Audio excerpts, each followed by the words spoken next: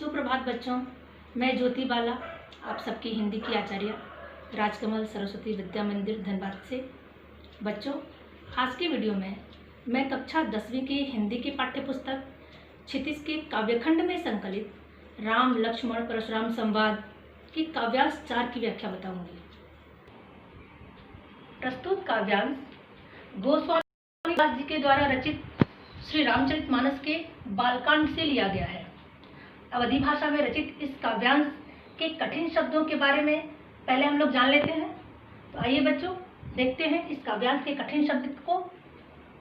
कौशिक, कौशिक का अर्थ है विश्वामित्र। मंद, मंद का अर्थ है मूर्ख। भानुवंश, सूर्यवंश। राकेश, चंद्रमा। निरंकुश, उदंड। अबूध का अर्थ है मूर्ख। असंकु, निडर। कालकवलु, काल का ग्रास। खोरी, दोष। हटकहु, रोको। अछत का अर्थ है छोड़कर। दुसह, असहनीय। अक्षोभा, शांत। बच्चों, आप सब ने इस काव्यांश के कठिन शब्द के बारे में जान लिया है। इससे आपको इस काव्यांश के भावार्थ को समझने में कोई कठिनाई नहीं होगी। तो चलिए देखते हैं तुलसीदास जी ने इस काव्यांश में क्या लिखा है। कौशिक सुनहु मंद एहु बालक, कुटिल काल बस निज कुल घालकु। भानुवंश राकेश कलंकु, निपट निरंकुश अबुध अशंकु। प्रसंग ये है कि लक्ष्मण जी और परशुराम जी में संवाद चल रहा है।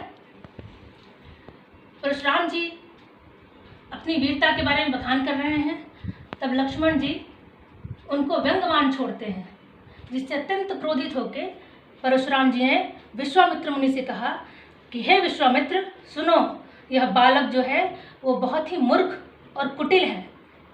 कालवश होकर अपने ही कुल का घातक बना हुआ है। बहुत मूर्ख है, निडर है और उदंड भी है।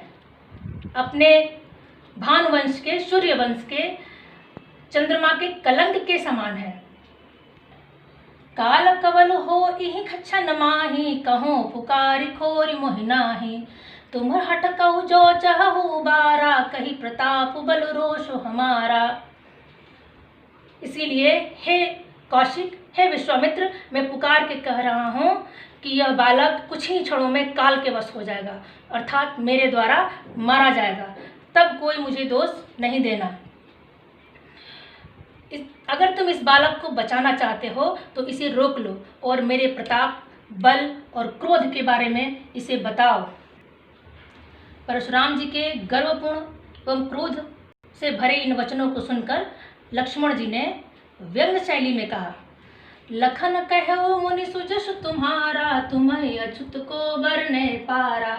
अपने मुँह तुम आपन करनी, बार अनेक भांति बहुबरनी।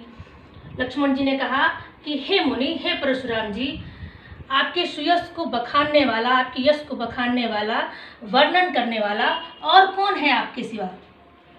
आपने अपने ही मुंह से अपनी करनी कई बार, अनेक बार, अनेक तरह से बखान की है। हे मुनि, आपने अपने यश के बारे में बहुत बखान किया है। नहीं संतोष पुनि कछु कहु, जनि ऋषि रोग दुसह दुख सहु। वीर व्रति तुम धीर अछोभा, गारी देत न पावहु शोभा।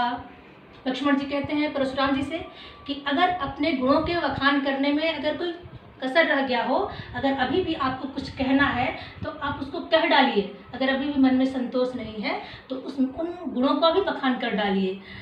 मन में क्रोध लेकर असहाय दुख सहने की कोई आवश्यकता नहीं है।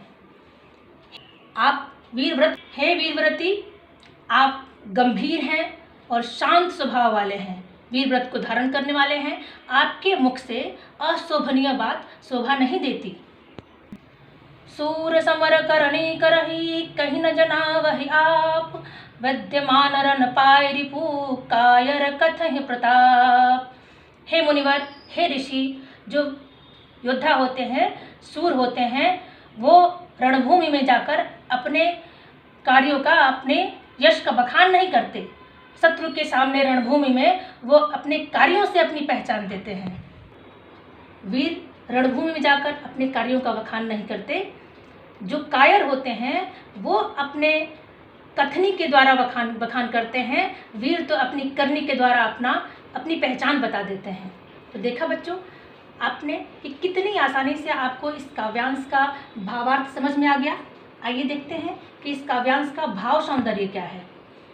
प्रस्तुत काव्यांश में गोस्वामी तुलसीदास जी ने दो वीरों के संवाद को रोचक तथा प्रभावशाली ढंग से प्रस्तुत किया है।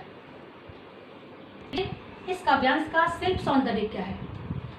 प्रस्तुत काव्यांश की भाषा सरल, सहज, आकर्षक, अवधी भाषा है। जैसे मैं आपको पहले ही बता चुकी हूँ कि गोस्वामी तुलसीदास जी ने इस काव्य को अवधी भाषा में लिखा है। इस काव्य में चौपाई एवं दोहा छंद युक्त पंक्तियाँ हैं। वीर रस एवं रौद्र रस का सुंदर समन्वय देखने को मिलता है। भानुवंश राकेश में रूपक अलंकार है तथा हर पंक्ति में अनुप्रास अलंकार का प्रयोग किया गया है। बच्चों में इतना ही। काव्यांश 5 की व्याख्या मैं अगले वीडियो में आपको बताऊंगी। तब तक के लिए धन्यवाद।